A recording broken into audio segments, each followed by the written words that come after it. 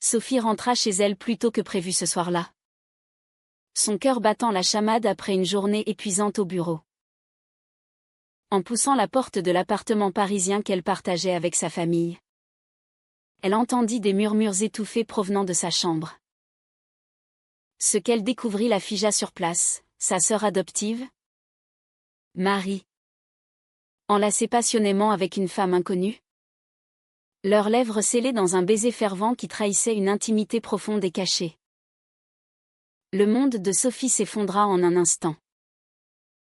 Elle qui avait toujours vu Marie comme une confidente, une alliée contre les rigueurs de leur éducation stricte, se sentait maintenant trahie au plus profond de son être.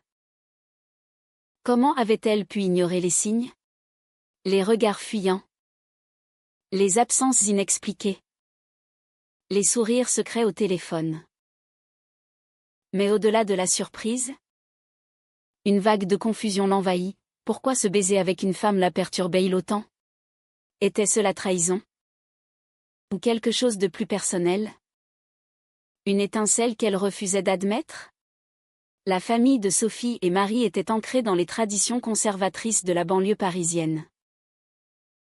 Leur père, un avocat respecté, et leur mère, une enseignante pieuse, avaient élevé les deux jeunes femmes avec des valeurs rigides, mariage hétérosexuel, famille nucléaire, et une aversion pour tout ce qui déviait de la norme sociale.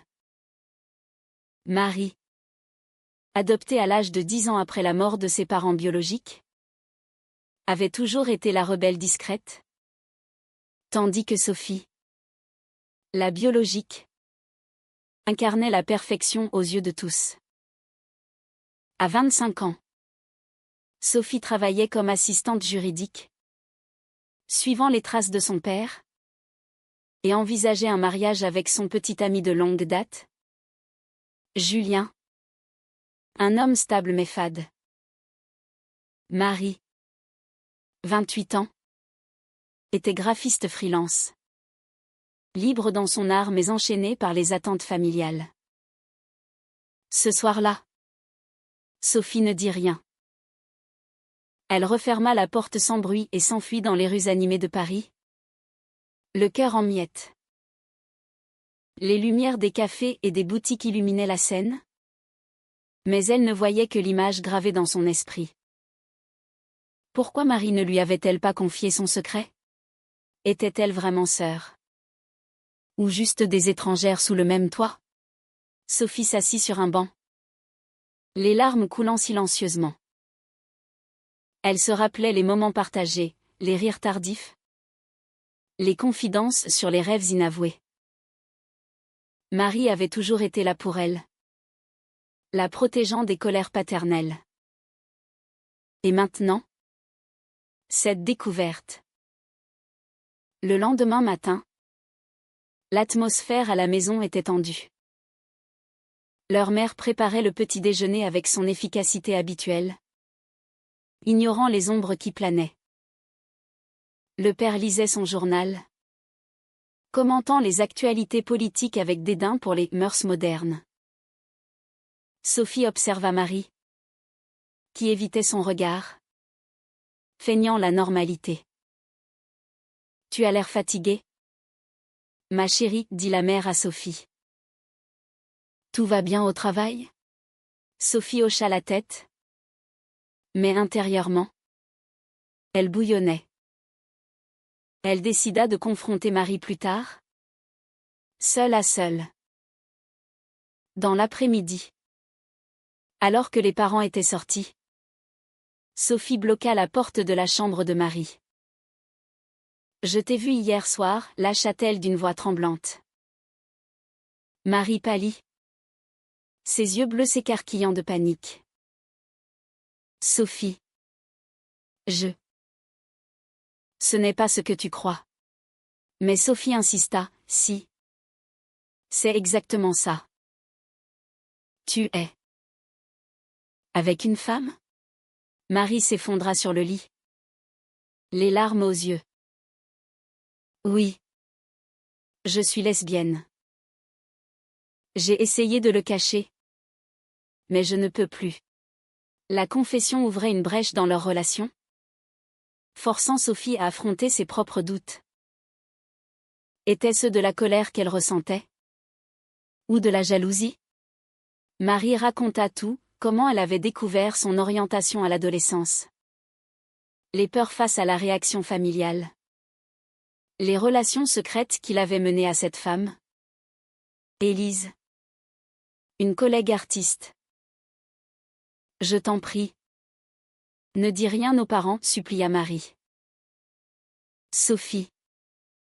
Déchirée. Promit le silence. Mais intérieurement, elle luttait. Garder ce secret signifiait trahir ses valeurs familiales. Mais le révéler briserait Marie. Les jours suivants furent un tourbillon d'émotions. Sophie évitait Julien, prétextant du travail, tandis que ses nuits étaient hantées par des rêves confus où elle imaginait être à la place d'Élise. La pression sociale s'intensifiait. À une réunion de famille, une tante commenta les dérives de la société, citant les débats sur le mariage pour tous comme une menace. Sophie se tut. Mais son regard croisa celui de Marie, chargé de complicité forcée. Elle commença à questionner ses propres sentiments. Avait-elle vraiment aimé Julien? Ou était-ce une façade? Un soir, seule dans sa chambre, elle chercha en ligne des témoignages sur l'homosexualité, lisant des histoires de coming out douloureux. Cela l'effraya, mais aussi l'attira. Marie, sentant le trouble de Sophie, l'invita à rencontrer Élise discrètement dans un café du Marais. « Viens. Tu verras que ce n'est pas monstrueux, dit-elle. Sophie accepta, curieuse et terrifiée. Élise était charmante. Une femme de 30 ans aux cheveux courts et au sourire franc. Elles parlèrent d'art, de vie. Et pour la première fois, Sophie se sentit comprise. Mais en rentrant, la culpabilité l'assaillit. Était-elle en train de s'égarer? Le secret pesait lourd, et elle savait que le moindre faux pas pouvait tout détruire. Les semaines passèrent, et le secret devint une bombe à retardement. Sophie, rongée par l'indécision, alternait entre soutien à Marie et reproches intérieurs. Elle se surprenait à observer les femmes dans la rue, se demandant si elle aussi cachait une part d'elle-même. Julien, sentant son éloignement, insista pour une soirée romantique. Ils dînèrent dans un restaurant chic près de la Tour Eiffel. Mais Sophie était distraite, ses pensées vagabondant vers Marie et Élise. « Qu'est-ce qui ne va pas ?» demanda Julien. Elle mentit, prétextant le stress. Mais au fond, elle savait que leur relation était une illusion. Marie, de son côté, vivait dans la peur constante. Ses parents, suspicieux de ses sorties fréquentes, la questionnaient sans relâche. « Tu devrais penser à te marier, disait le père, citant des amis qui arrangeaient des unions. Marie hochait la tête, mais intérieurement, elle bouillonnait. Elle confia à Sophie ses plans, quitter la maison pour vivre avec Élise. « Je ne peux plus mentir, avoua-t-elle. Sophie paniqua. « Et la famille? Tu vas les briser. » Marie répliqua, « C'est eux qui me brisent en me forçant à être quelqu'un d'autre. » Cette confrontation marqua un tournant, forçant Sophie à choisir son camp. Un jour, lors d'une fête familiale, la tension explosa. Une cousine, homophobe déclarée, raconta une anecdote sur une collègue lesbienne qu'elle avait dénoncée au travail. Les rires fusèrent. Mais Sophie sentit la nausée monter. Marie quitta la table, prétextant un mal de tête. Sophie la suivit. « Comment supportes-tu ça ?» demanda-t-elle. Marie éclata. « Je ne supporte plus. J'ai besoin de toi. Sophie. Soutiens-moi. Sophie. » Déchirée.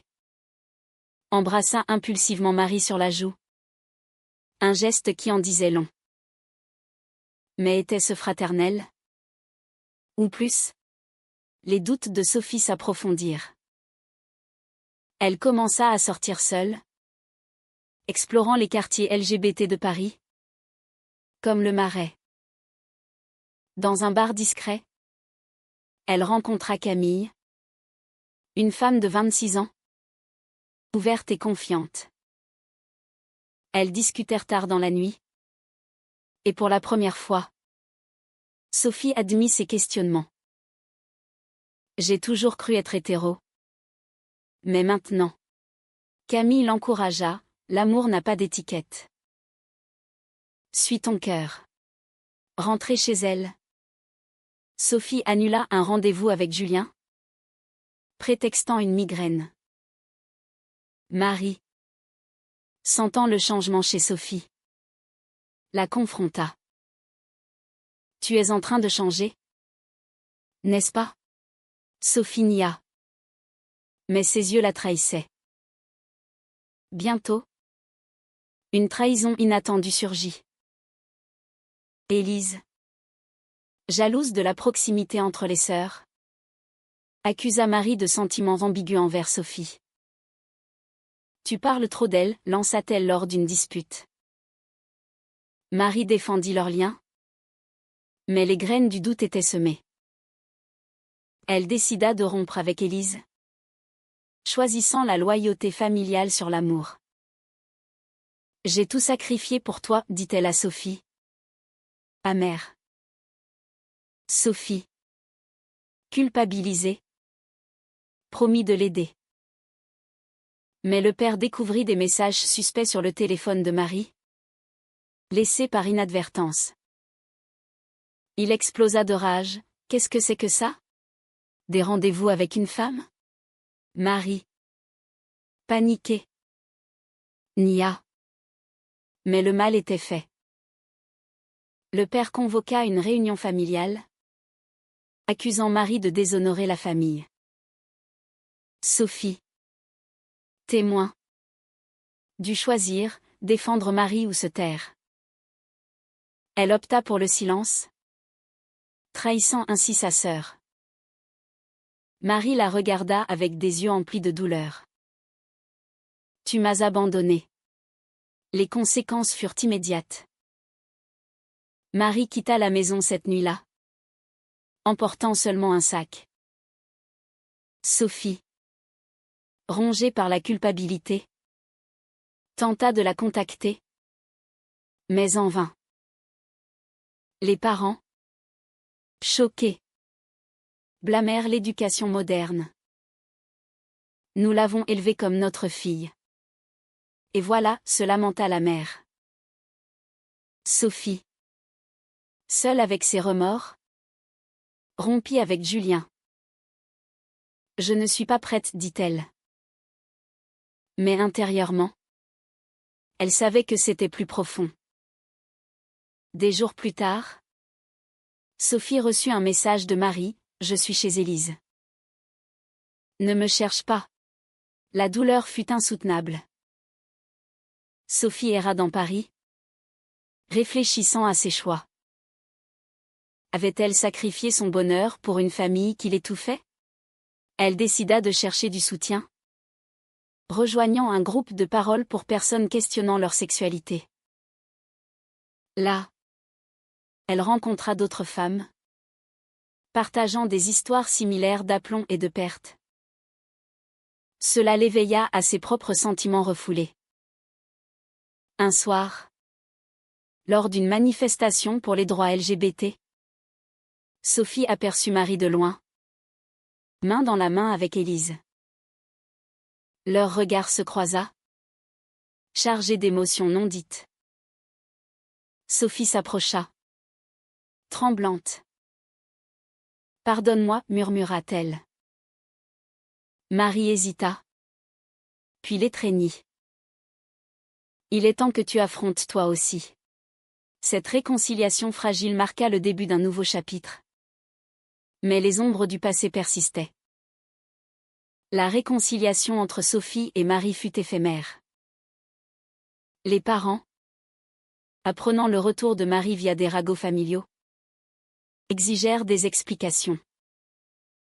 Une confrontation explosive eut lieu dans le salon familial. Le père tonna, « Tu choisis, cette vie perverse ou ta famille ?»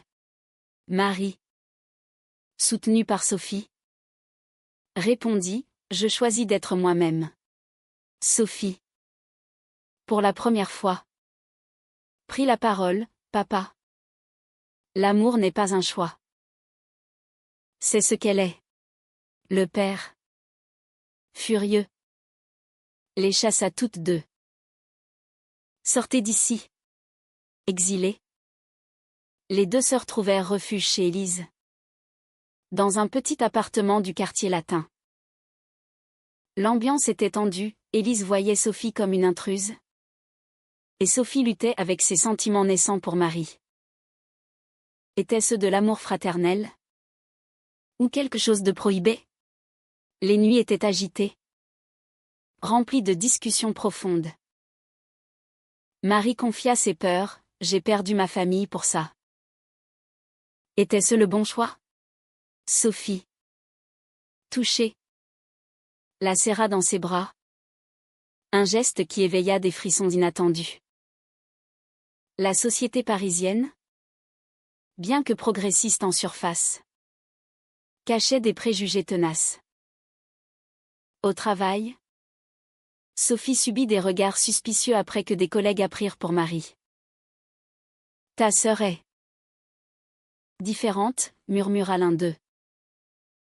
Sophie défendit farouchement, « Et alors? Ça ne change rien. » Mais intérieurement, elle craignait pour sa carrière. Marie, freelance, perdit des clients conservateurs. Ils disent que mon style de vie n'est pas compatible, se plaignit-elle. Élise, solidaire, organisa des rencontres avec des amis LGBT, aidant les sœurs à bâtir un nouveau réseau. Pourtant, une trahison plus profonde surgit. Sophie, confuse sur ses sentiments, confia à Camille, rencontrée plus tôt, son attirance grandissante pour Marie. Camille, jalouse, révéla le secret à Élise par vengeance. Élise confronta Marie, « Tu aimes ta sœur? C'est incestueux. » Marie, choquée, nia. Mais le doute s'installa. Elle accusa Sophie, « Tu as tout gâché. » Sophie, dévastée, quitta l'appartement, errant seule dans les rues pluvieuses de Paris. Réfugiée dans un hôtel bon marché, Sophie affronta ses démons. Elle appela ses parents, espérant une réconciliation. La mère répondit. La voix brisée, « Ton père est intransigeant. Mais je prie pour vous. » Sophie pleura, réalisant le prix de la vérité. Elle décida de se confronter à elle-même, consultant une thérapeute spécialisée en identité sexuelle. Vos sentiments pour Marie sont complexes, dit la thérapeute. Séparer l'amour familial de l'attirance. Cela aida Sophie à clarifier, elle était lesbienne, mais son lien avec Marie était pur. Marie, de son côté, rompit définitivement avec Élise, choisissant la solitude. Elle envoya un message à Sophie, « Reviens. Nous devons parler. » Leur réunion fut émouvante. Assises sur les berges de la Seine, elles confessèrent tout. Je t'aime comme une sœur. Rien de plus, dit Sophie. Marie hocha la tête, moi aussi. Mais j'ai peur de l'avenir. Elles décidèrent de reconstruire. Loin des jugements. Cependant, la famille ne lâcha pas.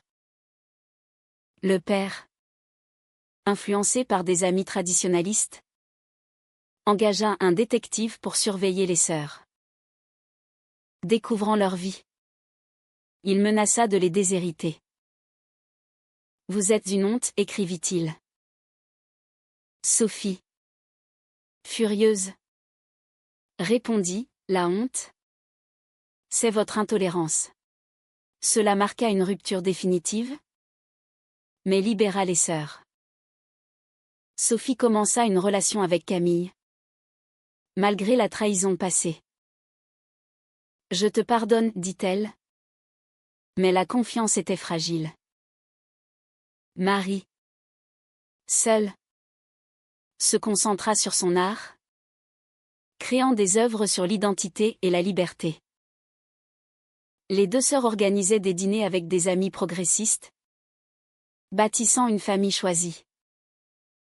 Pourtant, les cicatrices persistaient, nuits d'insomnie, doutes récurrents.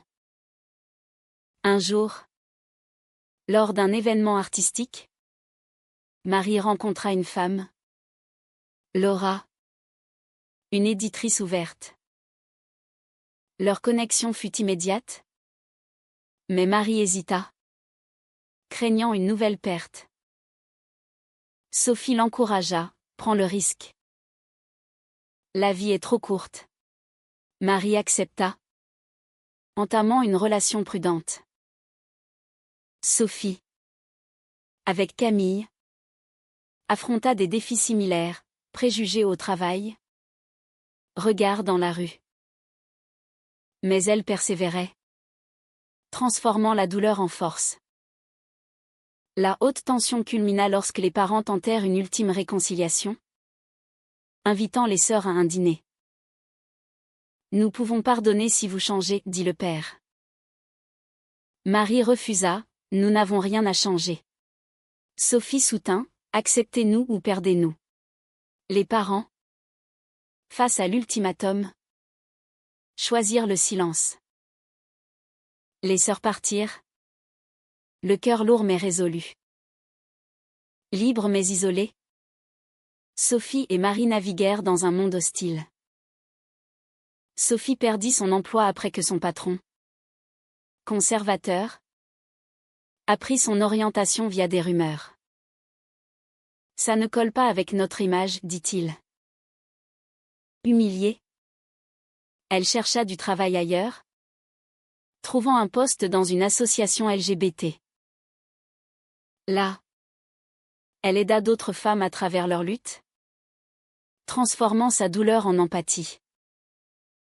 Chaque histoire me rappelle la nôtre, confia-t-elle à Marie. Marie, avec Laura, affronta des mœurs sociales. Lors d'une fête, des amis de Laura firent des commentaires homophobes déguisés en blagues. Marie explosa, ça n'est pas drôle. Laura la soutint, mais le couple en sortit ébranlé. Marie questionna, vaut-il la peine de se battre constamment? Laura répondit, oui. Pour nous. Leur relation s'approfondit. Mais Marie gardait une réserve, craignant la trahison.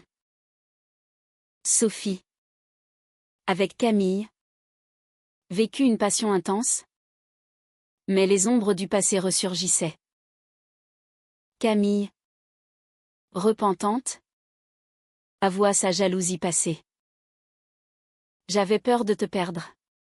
Sophie pardonna. Mais la confiance se reconstruisait lentement. Elles participèrent à des marches pour l'égalité, criant pour les droits, trouvant une communauté. Pourtant, un appel de la mère changea tout, votre père est malade. Il veut vous voir.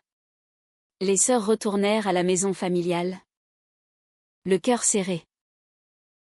Le père, affaibli par une maladie cardiaque, les accueillit avec des yeux larmoyants. J'ai eu tort, murmura-t-il. La peur m'a aveuglé. Marie, sceptique, demanda, et maintenant? Il promit le changement. Mais Sophie sentit le piège. Était-ce sincère? Ou une manipulation? Elles acceptèrent une trêve prudente, visitant régulièrement. Cependant, une nouvelle épreuve surgit. Camille, sous pression familiale, proposa à Sophie de se marier pour normaliser leur relation. Ça apaisera tout le monde, dit-elle. Sophie refusa, je ne me cacherai plus. Cela mena à une dispute violente, Camille accusant Sophie d'être égoïste. Tu sacrifies notre avenir pour tes principes. Sophie, blessée, rompit. Je mérite mieux. Seule à nouveau, elle se tourna vers Marie pour du soutien. Marie, stable avec Laura, conseilla, l'amour vrai n'exige pas de sacrifices moraux.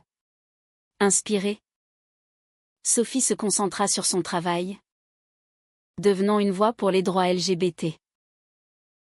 Elle organisa des ateliers sur l'acceptation familiale, aidant d'autres à naviguer les conflits.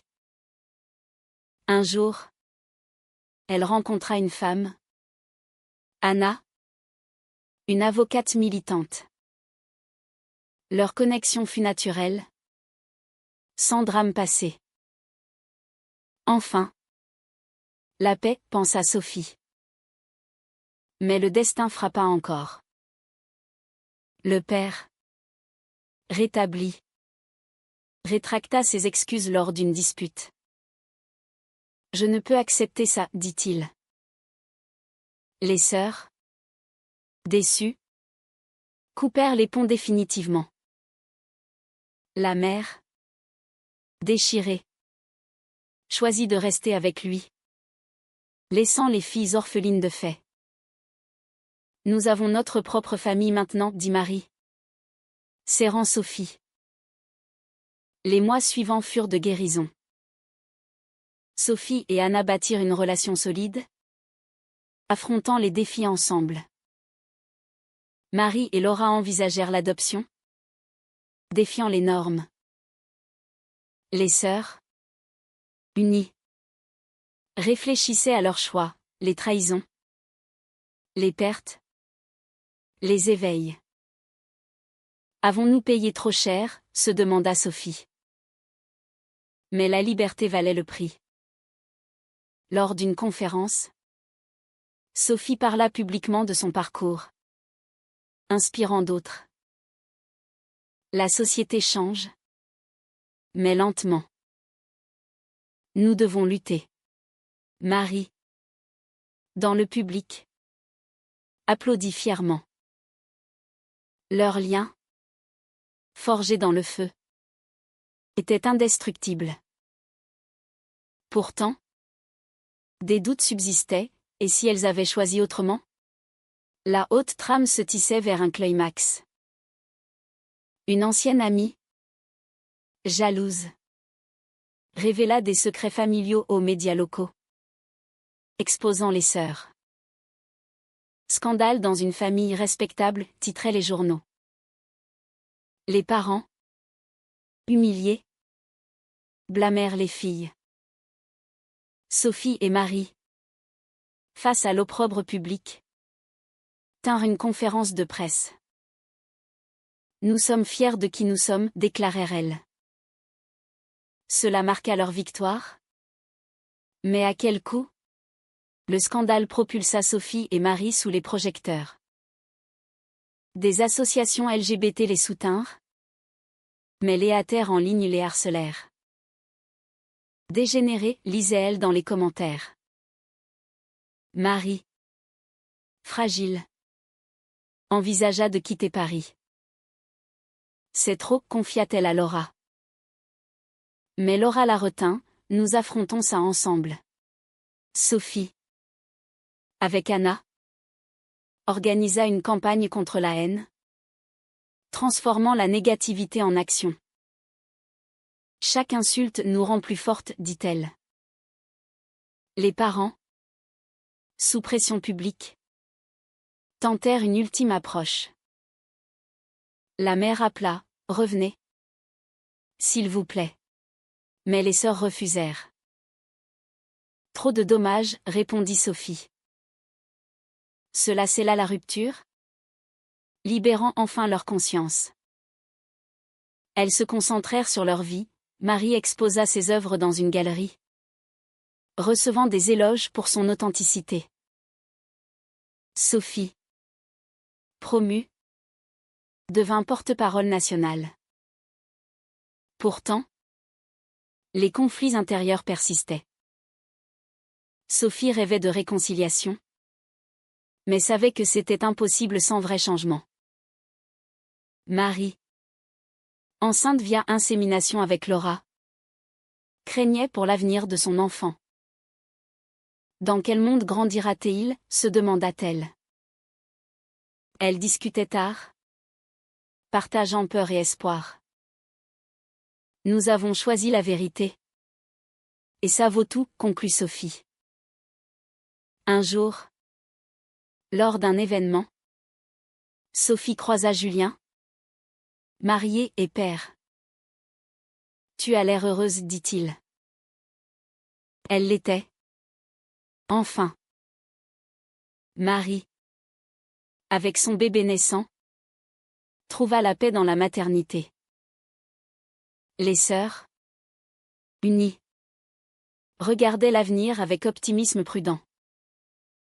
Les blessures cicatrisaient. Mais les leçons restaient, l'amour demande des sacrifices. Et la société évolue lentement. Au fil des ans, leur histoire inspira d'autres.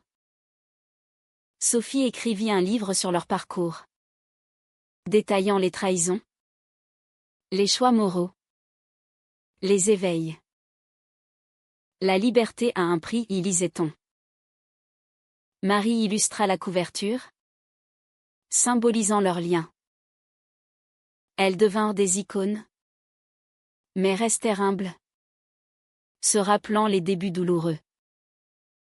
Finalement, face à un miroir social, elles posèrent la question, était-il juste de prioriser son identité personnelle au détriment des liens familiaux traditionnels ?